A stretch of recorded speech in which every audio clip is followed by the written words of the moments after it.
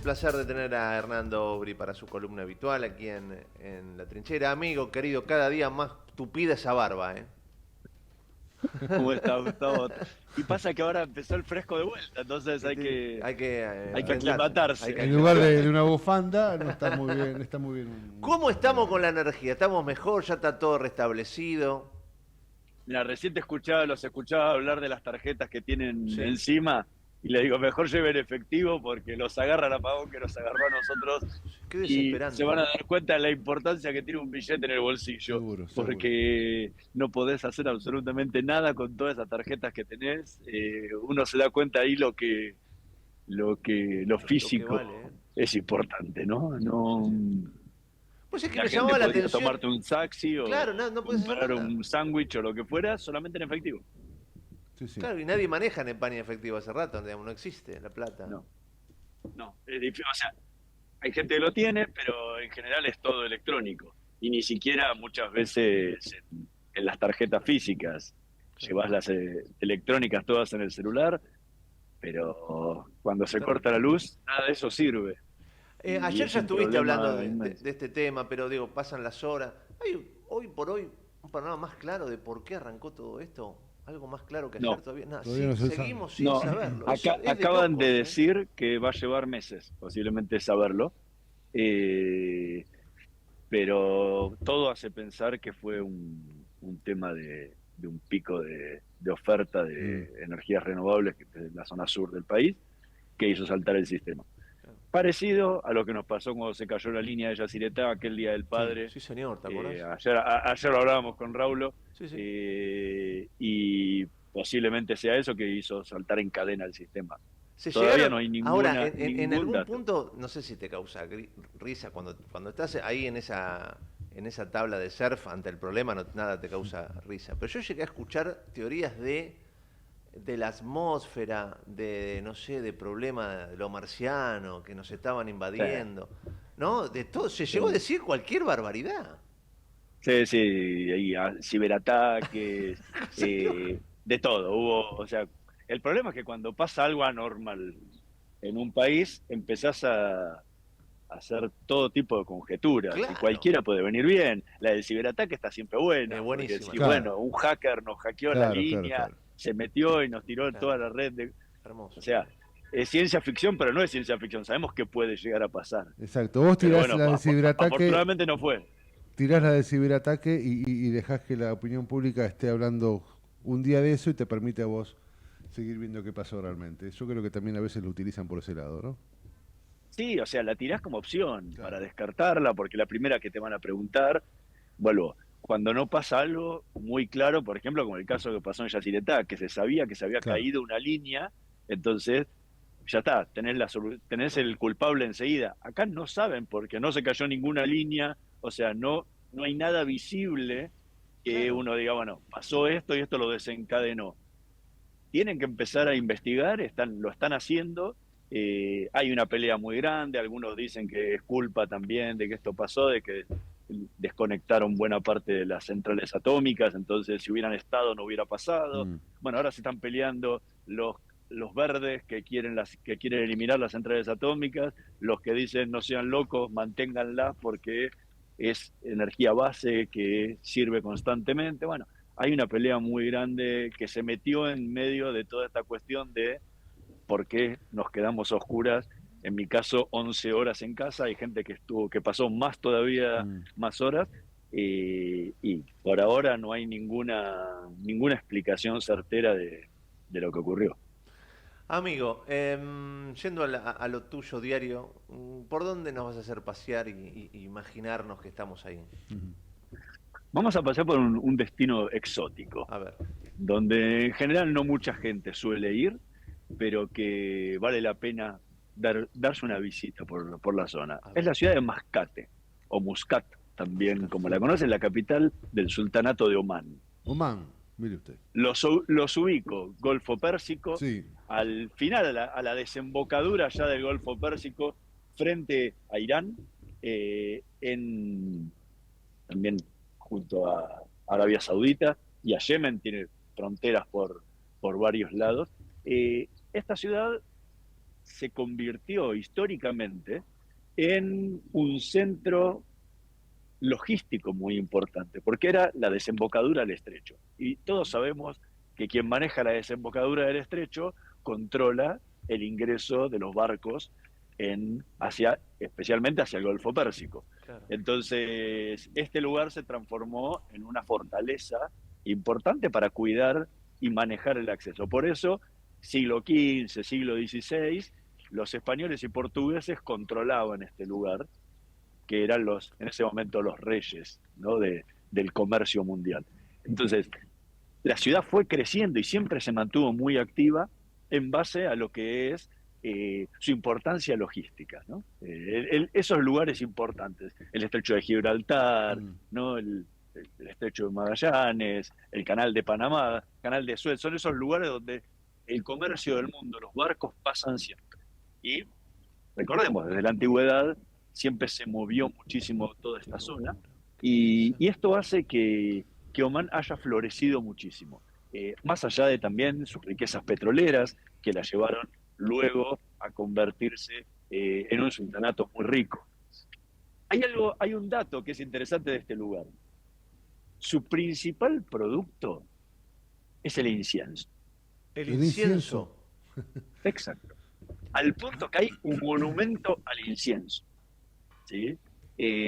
Lo van a ver, está sobre una colina, un monumento inmenso, porque fue uno de los grandes productos históricos que se dedicó a exportar Omán cuando se trataba de un producto totalmente exótico, que no se conseguía en cualquier lugar. Entonces, en Omán van a encontrar la presencia del incienso constantemente. Y un lugar para ir a visitar, sin duda alguna, es el zoco, el mercado, el souk de Omán. Sí, porque ahí van a converger tres cosas importantes del lugar. Una, el incienso. Van a encontrar variedades de incienso, ahí está, ahí lo pueden ver, el monumento.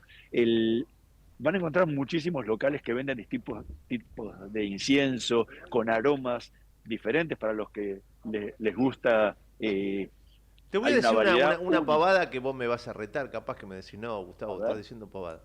Pero digo, toda esta cultura del incienso y los aromas, me imagino que debe venir de la época en que no había cloacas, que la ciudad tenía un olor a podrido espantoso y que necesitabas aromatizar de alguna manera, ¿no? ¿De allí habrá arrancado esta cultura?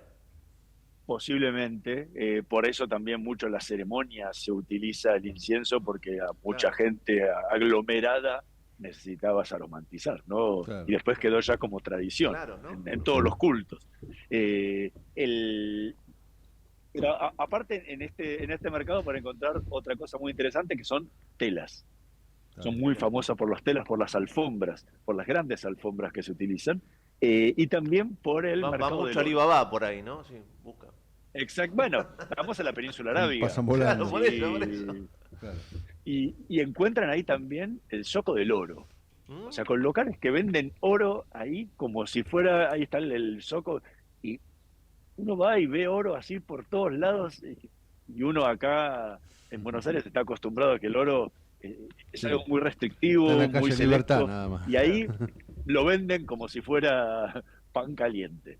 Y aparte no es un lugar donde se saque oro, ¿no? O sea, No, pero el uso del oro es muy importante, entonces se comercializa muchísimo. Lo vimos también mucho en Qatar, lo vimos también en Emiratos. Hay mucho mercado de oro en los mercados públicos. Y es muy lindo para pasear, porque tiene una costanera con una bahía y todo montañas que la rodean, que le hacen un lugar muy lindo para darse una vuelta. Están los fuertes sobre la montaña, que eran los que cuidaban el ingreso a la bahía, donde uno tiene unas imágenes hermosísimas del lugar, porque son todas casitas blancas. Es muy lindo, muy pintoresco para pasear. Sí, cuando nos mostrás imágenes del mercado, sí veo gente, qué sé yo. Pero después, por otro lado, en estas imágenes, ¿no? Sobre todo, me da la misma sensación que en Qatar, ¿no? Vos fíjate, muy poca gente por las calles. Sí, lo que pasa es que los horarios suelen ser diferentes de la vida en general, porque se vive o muy temprano o muy de tarde-noche. Mira. Porque tengamos en cuenta, yo la visita la hice en invierno, entonces el clima era más benévolo. pero te la regalo andar por la calle en verano y hace 50 grados. Claro, Y literales, te 50 quemás grados. vivo, Claro. claro. Entonces, como que la gente o se mueve en sus propios autos, o si va a estar por la calle, lo va a hacer en horarios más de tarde-noche, cuando baja un poco el sol, o muy temprano en la mañana, cuando el clima es un poquito Más benévolo, más fresco. Eh, claro. pero tiene, por ejemplo, uno va a pasear a la mezquita, a la gran mezquita del Sultán Qaboos, y es un lugar maravilloso, con unas alfombras, con unas arañas dentro que son No, una obra de arte. así no lo puedes creer. Piensen que esta mezquita tiene capacidad para 20.000 personas. La Bárbaro. construyeron en el año 1992, tiene minaretes de 90 metros de altura, es imponente. Cuando uno la ve desde afuera, es un edificio imponente. Pero Omán tiene estas cuestiones, esta mezcla de Oriente-Occidente, que el sultán mandó a construir una ópera, y es la primera ópera en toda la península arábiga. Tengan en cuenta que la ópera es bien de música occidental, Claro. o sea, todo lo que tiene que ver con Europa. Ujú. Entonces, una ópera ahí ha cantado Plácido Domingo, han estado orquestas de todo el mundo y al mismo tiempo está decorada con mármoles que te cegan. Directamente pasás por ahí y el reflejo del sol no te deja ni siquiera ver, rodeada de jardines, a diferencia de las óperas tradicionales que vemos que están en el centro de la ciudad, rodeada de jardines, restaurantes. Es un lugar muy, muy lindo para ver. Y eso contrasta después con que vas al mercado del pescado, donde te sirven, donde están todos los pescados adelante tuyo, en la misma ciudad. Entonces convive esa tradición de Oriente, de Occidente, que para mí, dentro de las ciudades que conocí de la península arábiga, es la que más huele a Medio Oriente, Mm. donde uno más puede vivir lo que es la vida de Medio Oriente, y no tanto como por ejemplo en Dubái, que no deja de ser impresionante, pero uno la ve muy Nueva York, Sí, está muy eh, o, occidentalizada, tal cual. Sí, sí, sí, sí. o las grandes ciudades de Occidente, ¿no? Exacto. Estas todavía conservan muchísimo lo que es las Claramente los costumbres, las rasgos tradiciones de son, lo que es el paso claro, de... claramente los rasgos tienen que ver con eso, los rasgos arquitectónicos y edilicios, ¿no? Estaba pensando, seguramente es muy similar en toda la zona, pero ¿cuál es el trato a la mujer ahí? ¿De qué manera está? ¿Cuál es la situación de la mujer, digo, en este tipo de lugares, ¿no? Donde hay mucho turismo, pero bueno, no deja de ser tradicional, ¿no? Bueno, es uno de los lugares más tradicionales, como íbamos hablando en las salidas pasadas. Por ahí Dubái era el más Mm, aperturista, sí, y cuando te vas yendo hacia el interior de la península o hacia otros países, es mucho más más duro, claro. estricto con los ritos musulmanes, ¿no? Ujú. Entonces, no tenés problema vos de pasear. Obviamente que en ciertos lugares tenés que respetar las normas. O sea, en la mezquita no puedes entrar en short o con los brazos descubiertos, eh, pero se ve muchísimo más a las mujeres cubiertas que los que se veía, por ejemplo, en Dubái, Mm. ¿no? Claro. Ahí es un sultanato mucho más estricto en esas cuestiones, pero no sé si tanto como en Qatar, ¿no? Mira. Ahí habría que ver si habría que hacer una comparación muy fina para saber si son más o menos estrictos. Pero yo en el viaje creo que entre Doha y Mascate están los más Los más tradicionales. duros. Y esto se ha incrementado muchísimo el turismo porque se tornó un centro de recalada de los cruceros. Ajá. O sea, hoy hay muchísimos cruceros que hacen el Golfo Pérsico, Claro. que van a Dubái, van a Abu Dhabi, van a Doha y paran siempre en Mascate también como un destino. Entonces, esto ha incrementado muchísimo el turismo y ha movilizado muchísimo la capital, que no era un centro atractivo ni neurálgico tradicional Ujú. de la península arábiga. No, Entonces, como es un país muy tranquilo, los visitantes pueden recorrerlo sin problemas, y se ha tornado hoy una alternativa para los que les gusta hacer el turismo de crucero, ¿no? que en esta zona es bastante interesante si uno quiere conocer muchos países juntos, porque en una semana uno puede ir desde Dubái, Abu Dhabi, Mascate, Doha, todo junto, transportarse, conocer, ir, estar en cada uno de los lugares y disfrutar, ¿no? Obviamente que siempre en temporada argentina de verano, Claro. lo que sería el invierno de esta zona, porque el que quiere ir en vacaciones de invierno no se lo aconsejo, ni siquiera funcionan los cruceros, porque es tal el calor agobiante que hace Claro. que es imposible disfrutar de unas vacaciones en esta zona. No sé, Hernán, que empezás vos, pero se me ocurre que la injerencia que habrá tenido la FIFA y el Mundial allí seguramente para la mirada de Occidente, después del Mundial me parece que el general, el vulgo, la gente que tal vez estamos más lejanos a la posibilidad de ir hasta allá, lo miramos como algo un poco más turístico y más cercano, ¿no? Se me ocurre que el hecho de haber planteado mundiales habrá generado cierto, es una movimiento. inversión para países Sí, claro. como estos que han generado claramente una Lo mirada tenés en el mucho más radar. cotidiana, claro, ¿no?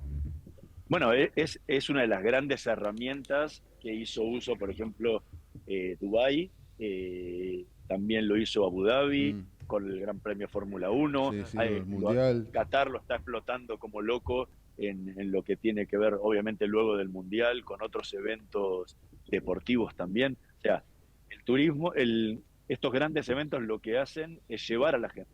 claro. O sea, porque cuando era el Mundial fue gente de todo el mundo hacia ese lugar. Entonces lo conocés y después viene el boca a boca. Claro. Entonces, pero siempre tenés algo tenés que tener algo para ofrecer. O sea, no solamente sirve hacer el Mundial, si no tenés nada más No, para claro, claro. ofrecerle a la gente para que vuelva después. Porque una vez que se terminó el Mundial, quedó totalmente vacío Ujú. y no tenés más nada. O sea, ha pasado, por ejemplo, recuerdo muchísimo en el Mundial de Brasil, Ujú. que había estadios en ciudades donde no había absolutamente nada, Sí, o sea, sí. nada para Claro. ofrecerle al turismo. O Bueno, sea, el de tuviste una Brasilia, sede, claramente. Claramente el de claro. Brasilia es un estadio metido en un lugar donde vas a encontrar solo las cosas del Estado, justamente, Nada ¿no? más. Y nada Bueno, más. Brasilia es una ciudad particularmente que a mí me encanta. Y la he visitado como turista porque es una ciudad futurista. Sí, sí, Pero hay Niemeyer. otras ciudades que la hicieron en el nordeste que no tienen ni siquiera nada turístico para ofrecer. Mira. Y entonces, una vez que pasó el Mundial, vuelve a su vida tradicional sin nada extra. Mm, Claro. En el caso de Qatar, en el caso de Abu Dhabi, en el caso de Doha y de muchísimos otros centros así, el Mundial o los eventos deportivos, lo único que hacen es ponerlo primero en el nombre de todo el mundo, porque durante un mes estuvimos hablando todos de Doha, todos de Qatar, todos. Entonces es una publicidad muy grande. ujú, Pero aparte le da la posibilidad a la gente de volver, de ir y de conocer estos lugares. claro. Es un turismo diferente, son costumbres diferentes, o sea, el que está acostumbrado a la tradición, a la arquitectura y a las comidas europeas, se va a encontrar con un panorama totalmente diferente al que suele ver en otros lados, o en Estados Unidos. Claro. Eh, Aquí se mezcla mucho lo mesoriental, las comidas tradicionales, los aromas Claro. tradicionales. Hay muchísimas, las especies que se utilizan son totalmente distintas, entonces está bueno para el que le gusta conocer una cultura nueva y diferente. Y el caso de Oman, dentro de este menú, es como la hermanita menor, ¿no? Porque las otras tienen las grandes riquezas, todos los grandes edificios. Aquí es más la tradición, aquí es más ir a Medio Oriente real y no tanto a un Medio Oriente creado, nuevo, Mm, moderno, como el de sus países vecinos. tal cual. Tal cual. Hernancito, querido, como siempre, un placer tenerte. Abrazo grande. Un abrazo grande, hasta la próxima semana. Abrazo, mi Dale. amigo. Hernando Brien, que nos hace conocer, Oman. claro, el mundo, ¿no? El mundo, que es interesantísimo.